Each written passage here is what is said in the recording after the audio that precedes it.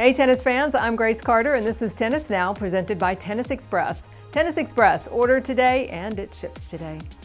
We've got some bad news for Andy Murray and the Australian Open. Andy has tested positive for coronavirus and will not be traveling to Australia.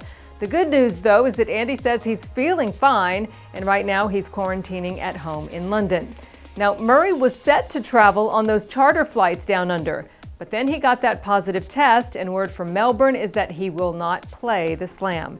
In case you're wondering why American tennis Sandgren was allowed to fly after his positive test, it's because authorities determined that Sandgren is what's called a recovered case, and his results were due to viral shedding from a previous infection, so he got the all clear to fly. No one who is COVID positive for the first time or could still be infection is being allowed in for the Australian Open, and that includes Andy Murray. Lots of Twitter noise going on about all this. Now, under AO rules, to minimize the risk of coronavirus, players must test negative before boarding one of those 15 chartered flights that organizers have booked to Melbourne.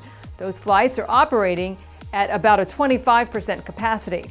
After players arrive in Melbourne, it's a mandatory 14-day quarantine, and they have to pass a series of COVID tests before they can even practice. So as of now, Andy Murray is out, and we don't expect the rules to be bent because Andy could afford to charter his own jet to Melbourne, but then he wouldn't have the time to quarantine.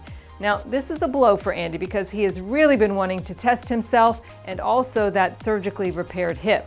So add one more to the missing at the AO. Roger Federer, Jo-Wilfried Tsonga, John Isner, and now Andy Murray will not be at one of the year's biggest events.